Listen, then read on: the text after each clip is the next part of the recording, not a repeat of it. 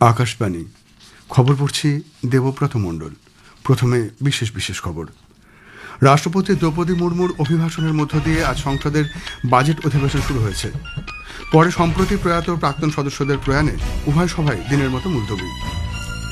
প্রধানমন্ত্রী নরেন্দ্র মোদী বলেছেন যে এনসিসি এমন একটি আন্দোলন যা ভারতের যুব সমাজকে আত্মবিশ্বাসী, সুশৃঙ্খল এবং জাতির প্রতি নিবেদিত প্রাণ নাগরিক হিসেবে গড়ে তোলে। মহারাষ্ট্রের পুনে জেলায় আজ এক বিমান দুর্ঘটনায় রাজ্যের উপমুখ্যমন্ত্রী অজিত পাওয়ার প্রাণ হারিয়েছেন। রাষ্ট্রপতি, প্রধানমন্ত্রী এবং লোকসভার অধ্যক্ষ শ্রী পাওয়ারের মৃত্যুতে গভীর শোক প্রকাশ করেছেন। 2025 সালের ডিসেম্বরে ভারতের শিল্প উৎপাদন 7.8% বৃদ্ধি পেয়েছে। গত 2 বছরে এই বৃদ্ধি সর্বোচ্চ। বিশাখাপত্তনমে 5 ম্যাচের টি-20 সিরিজের চতুর্থ ম্যাচে ভারত আজ নিউজিল্যান্ডের মুখোমুখি হয়েছে। আসছি বিস্তারিত খবরে। রাষ্ট্রপতি দ্রৌপদী মুর্মুর অভিভাষণের মধ্য দিয়ে আজ সংসদের বাজেট অধিবেশন শুরু হয়েছে। ভাষণে রাষ্ট্রপতি বলেছেন, অপারেশন সিন্দুরের সময় গোটা বিশ্ব ভারতীয় প্রতিরক্ষা বাহিনীর শৌর্য ও সাহসিকতা প্রত্যক্ষ করেছে। নিজেদের ক্ষমতা ব্যবহার করে দেশ জঙ্গি ঘাঁটিগুলি উড়িয়ে দিয়েছে। ভারতের ওপর সন্ত্রাসবাদী হামলা হলে যে যোগ্য ও স্পষ্ট জবাব দেওয়া হবে অপারেশন সিন্দুরে, সে বার্তাই দিয়েছে সরকার। সিন্ধু জল চুক্তি স্থগিত করে দেওয়াও সন্ত্রাসবাদের বিরুদ্ধে ভারতের লড়াইয়ের একটি অস্ত্র। ऑपरेशन सिंदूर से विश्व ने भारतीय सेना का शौर्य और पराक्रम देखा। हमारे देश ने अपने संसाधनों के बल पर आतंकियों के अड्डे को ध्वस्त कर दिया है। मेरी सरकार ने कड़ा संदेश दिया है कि भारत पर किसी भी आतंकी हमले का जवाब दृढ़ और निर्णायक होगा। सिंधु जल समझौते को स्थगित किया जाना भी आतंकवाद के विरुद्ध हमारी लड़ाई का हिस्सा है। রাষ্ট্রপতি বলেন, সরকারের নীতির সঙ্গে সাযুজ্য রেখে নিরাপত্তা বাহিনীও মাওবাদী সন্ত্রাসের বিরুদ্ধে কার্যকর পদক্ষেপ গ্রহণ করেছে। বহু বছর ধরে দেশের 126টি জেলা নিরাপত্তাহীনতা, ভয় এবং অবিশ্বাসের বাতাবরণের মধ্যে ছিল। মাওবাদের মতাদর্শ বহু প্রজন্মকে অন্ধকারে ঠেলে দিয়েছে। বর্তমানে মাওবাদী অধ্যুষিত জেলার সংখ্যা 126 থেকে কমে 8-এ দাঁড়িয়েছে। শ্রীমতী মুর্মু বলেন, বাবা সাহেব আম্বেদকর সর্বদা সামাজিক ন্যায় এবং সমতার ওপর জোর দিয়েছিলেন। বর্তমান কেন্দ্রীয় সরকার সেই লক্ষ্যেই কাজ চালিয়ে যাচ্ছে। গত 1 দশকে 25 কোটি মানুষ দারিদ্র্যসীমার উপরে এসেছেন। সরকারের নিরন্তর প্রচেষ্টায় 95 কোটি ভারতবাসী এখন সামাজিক নিরাপত্তা পাচ্ছেন। আজকের ভাষণে রাষ্ট্রপতি বলেন, সরকারের সুদৃঢ় নীতি এবং উদ্যোগ দেশে কৃষি উৎপাদনের হারকে ত্বরান্বিত করেছে। খাদ্য এবং উদ্যান পালনের ক্ষেত্রে রেকর্ড উৎপাদন হয়েছে। ভোজ্য তেল, তৈলবীজ ও ডাল শস্যের ওপর কার্যকর জাতীয় মিশনের ফলে কৃষিজাত পণ্য আমদানি করার হার উল্লেখযোগ্যভাবে কমেছে। চলতি দশকের শেষ নাগাদ পুনর্নবীকরণযোগ্য শক্তির ক্ষমতা 500 গিগাওয়াটে পৌঁছানোর লক্ষ্যমাত্রা ভারত অবশ্যই অর্জন করবে বলে প্রত্যয় ব্যক্ত করেন তিনি। রাষ্ট্রপতি বলেন, গত 11 বছরে দেশের উত্তর পূর্বাঞ্চলে 70,200 কিলোমিটারের বেশি জাতীয় সড়ক তৈরি হয়েছে। গ্রামীণ এলাকার কর্মসংস্থান ও বিকাশের লক্ষ্যে বিকশিত ভারত জি রামজি আইন কার্যকর হয়েছে। ফৌজদারি অপরাধের ক্ষেত্রে 300-র বেশি পুরনো সংস্থান বাতিল করা হয়েছে বলে রাষ্ট্রপতি জানান। তিনি বলেন, বিকশিত ভারতের লক্ষ্যে সরকার এই সংস্কারমূলক কাজ চালিয়ে যাবে। উপরাষ্ট্রপতি সিপি রাধাকৃষ্ণন বলেছেন, বাজেট অধিবেশনের শুরুতে রাষ্ট্রপতি দ্রৌপদী মুর্মুর ভাষণ ছিল বিস্তৃত, ভবিষ্যৎমুখী এবং দূরদৃষ্টি সম্পন্ন। সামাজিক মাধ্যমে এক বার্তায় উপরাষ্ট্রপতি বলেন, এই ভাষণে ভারতের উল্লেখযোগ্য অগ্রগতির স্পষ্ট প্রতিফলন ঘটেছে। তৈরি হয়েছে ভবিষ্যতের রূপরেখা। লক্ষ লক্ষ ভারতবাসীর দৃঢ়, আত্মনির্ভর এবং অন্তর্ভুক্তিমূলক বিকশিত ভারতের স্বপ্ন ফুটে উঠেছে। প্রধানমন্ত্রী বলেছেন, রাষ্ট্রপতির আজকের ভাষণে সাম্প্রতিক সময়ে দেশের বিকাশের ছবি দেখা গেছে। সোশ্যাল মিডিয়ায় পোস্টে তিনি এই ভাষণকে সুসংহত ও দূরদৃষ্টি সম্পন্ন বলে উল্লেখ করেন। রাষ্ট্রপতির ভাষণের সময় বিরোধী দলের আচরণের সমালোচনা করেছেন কেন্দ্রীয় সংসদ বিষয়ক মন্ত্রী কিরেন রিজিজু। সাংবাদিকদের সঙ্গে আলাপচারিতায় রিজিজু বলেন, বিরোধীরা আজ যেভাবে আচরণ করেছে তা দেশের জন্য লজ্জাজনক। কংগ্রেস এবং তার মিত্র দলগুলিকে কখনোই ক্ষমা করা হবে না। মন্ত্রী বন্দে মাতরমের 150তম বার্ষিকী এবং বঙ্কিম চট্টোপাধ্যায়ের প্রতি শ্রদ্ধা নিবেদনের সময় বিরোধীদের হট্টগোলের কড়া সমালোচনা করেন। राष्ट्रपति जी ने जब दोनों सदन को एड्रेस कर रही थी, मेंबर ऑफ पार्लियामेंट ऐसे बिहेव कर सकते हैं क्या? वंदे मातरम का 150वीं घाट वर्ष का और ऋषि बंकिम चंद्र चट्टोपाध्याय जी को जब श्रद्धांजलि दिया जा रहा था, पूरा विपक्ष के लोग हंगामा कर रहे हैं। देश शर्मिंदा है, देश कभी माफ नहीं करेंगे। প্রধানমন্ত্রী নরেন্দ্র মোদী বলেছেন যে দেশের যুব সমাজ আজ দেশ প্রথম মানসিকতার প্রতি অঙ্গীকারের প্রতিরূপ।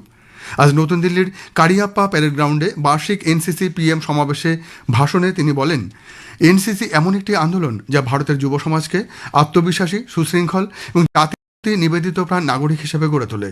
বিশ্ব আজ ভারতের যুব সমাজকে অত্যন্ত আত্মবিশ্বাসের সঙ্গে দেখে। দেশ জুড়ে ক্যাডেট এবং অফিসারদের শুভেচ্ছা জানিয়ে শ্রী মোদী উল্লেখ করেন যে বছরের পর বছর ধরে সীমান্ত এবং উপকূলীয় অঞ্চল থেকে অংশগ্রহণ বৃদ্ধির সঙ্গে সঙ্গে এনসিসির শক্তি 14 থেকে 20 লক্ষেরও বেশি ক্যাডেটে পৌঁছেছে। প্রধানমন্ত্রী আনন্দের সঙ্গে বলেন যে এবছর মহিলা ক্যাডেটদের অংশগ্রহণ উল্লেখযোগ্যভাবে বৃদ্ধি পেয়েছে। बीते वर्षों में एनसीसी कैडेट्स की संख्या 14 लाख से बढ़कर 20 लाख हो चुकी है। खासकर हमारे बॉर्डर एरियाज में, कोस्टल एरियाज में एनसीसी कैडेट्स की संख्या में काफी वृद्धि हुई है। मेरे युवा साथियों, एनसीसी युवाओं का मंच है और इस मंच पर अपनी विरासत को भी गौरव के साथ जिया जाता है। সাম্প্রতিক ভারত ইউরোপীয় ইউনিয়ন মুক্ত বাণিজ্য চুক্তির কথা উল্লেখ করে শ্রী মোদী বলেন যে এই চুক্তি দেশের স্টার্টআপগুলিকে তহবিল এবং উদ্ভাবনী বাস্তুতন্ত্রের আওতায় নিয়ে আসার সঙ্গে সঙ্গে ভারতের সৃজনশীল অর্থনীতিকেও উৎসাহিত করবে। তিনি বলেন যে এর আগেও ওমান, নিউজিল্যান্ড, ব্রিটেন, সংযুক্ত আরব আমিরশাহী, অস্ট্রেলিয়া এবং মরিশাসের মতো দেশগুলির সঙ্গে বেশ কয়েকটি মুক্ত বাণিজ্য চুক্তি স্বাক্ষরিত হয়েছে। এই চুক্তিগুলি লক্ষ লক্ষ যুবকদের জন্য অগণিত সুযোগ তৈরি করবে। প্রধানমন্ত্রী বলেন যে অপারেশন সিন্দুর ভারতীয় বাহিনী এবং সশস্ত্র কর্মীদের শক্তি ও বীরত্ব প্রদর্শন করেছে। শ্রী মোদী বলেন যে বিকশিত ভারত কেবল অর্থনৈতিক সমৃদ্ধির মধ্যে সীমাবদ্ধ নয়। তিনি জাতীয় কর্তব্য পালনকে সর্বোচ্চ অগ্রাধিকার দেওয়ার জন্য নাগরিকদের আহ্বান জানান। খবর শুনছেন আকাশবাণী থেকে। মহারাষ্ট্রের পুনে জেলায় বারামতিতে আজ সকালে এক মর্মান্তিক বিমান দুর্ঘটনায় রাজ্যের উপমুখ্যমন্ত্রী অজিত পাওয়ার প্রাণ হারিয়েছেন। অসামরিক বিমান পরিবহন কর্তৃপক্ষ ডিজিসিএ জানিয়েছে এই দুর্ঘটনায় 5 জনের মৃত্যু হয়েছে। অজিত পাওয়ার পঞ্চায়েত সমিতি ও জেলা পরিষদের নির্বাচনে এক জনসভায় অংশ নিতে মুম্বাই থেকে বারামতি যাচ্ছিলেন। বিমানটি বারামতি বিমানবন্দরে অবতরণের সময় অদূরে একটি মাঠের মধ্যে ভেঙে পড়ে। ওই বিমানে মহারাষ্ট্রের উপমুখ্যমন্ত্রী, 2 নিরাপত্তা কর্মী ও 2 বিমান চালিকা ছিলেন। ডিজিসিএ জানিয়েছে এই দুর্ঘটনায় কেউই জীবিত নেই। পুলিশ সুপার সন্দীপ সিং গিল বলেছেন বিমানটি মারাত্মকভাবে ক্ষতিগ্রস্ত হয়েছে। দুর্ঘটনাস্থল থেকে 3টি দেহ উদ্ধার করে হাসপাতালে পাঠানো হয়েছে। তাদের দেহ এখনও আনুষ্ঠানিকভাবে চিহ্নিত করা যায়নি। রাষ্ট্রপতি দ্রৌপদী মুর্মু, প্রধানমন্ত্রী নরেন্দ্র মোদী, লোকসভার অধ্যক্ষ ওম বিড়লা, প্রতিরক্ষা মন্ত্রী রাজনাথ সিং, তথ্য সম্প্রচার মন্ত্রী অশ্বিনী বৈষ্ণব, কেন্দ্রীয় মন্ত্রী পীযূষ গোয়েল মহারাষ্ট্রের উপমুখ্যমন্ত্রী অজিত পাওয়ারের মৃত্যুতে শোক প্রকাশ করেছেন। বিমান দুর্ঘটনায় মহারাষ্ট্রের উপমুখ্যমন্ত্রী অজিত পাওয়ারের মৃত্যুতে লোকসভা আজ শ্রদ্ধা নিবেদন করেছে। শ্রী পাওয়ার 10ম লোকসভার সদস্য ছিলেন। বাংলাদেশের প্রাক্তন প্রধানমন্ত্রী খালেদা জিয়া এবং সম্প্রতি প্রয়াত 5 জন লোকসভার প্রাক্তন সদস্যদের প্রতিও শ্রদ্ধা নিবেদন করেছে লোকসভা। পরে আজকের জন্য অধিবেশন মুলতবি করা হয়। রাজ্যসভা বাংলাদেশের প্রাক্তন প্রধানমন্ত্রী এবং সম্প্রতি প্রয়াত 2 প্রাক্তন সদস্যের প্রতি শ্রদ্ধা নিবেদন করেছে। পরে সভা আজকের জন্য মুলতবি করা হয়। উৎপাদন সূচক আইআইপির ভিত্তিতে 2025 সালের ডিসেম্বরে ভারতের শিল্প উৎপাদন 7.8% বৃদ্ধি পেয়েছে। গত 2 বছরে এই বৃদ্ধি সর্বোচ্চ স্তরে পৌঁছেছে। আইআইপি গত মাসেও তার ক্রমবর্ধমান প্রবণতা অব্যাহত রেখেছে। নভেম্বরে এই হার ছিল 7.2%। পরিসংখ্যান ও কর্মসূচি বাস্তবায়ন মন্ত্রকের প্রকাশিত তথ্য অনুসারে শিল্প উৎপাদন বৃদ্ধির মূল উৎপাদনগুলির সামগ্রিক বৃদ্ধির কারণেই এটি সম্ভব হয়েছে।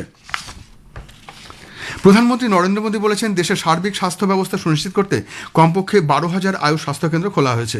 কেরালার আর্য বিদ্যাশালা চ্যারিটেবল হাসপাতালের শতবর্ষ উদযাপন অনুষ্ঠানে ভার্চুয়ালি যোগ দিয়ে প্রধানমন্ত্রী বলেন দীর্ঘ পথযাত্রায় এই প্রতিষ্ঠান আয়ুর্বেদকে চিকিৎসা ব্যবস্থার শক্তিশালী মাধ্যম হিসেবে প্রতিষ্ঠিত করেছে।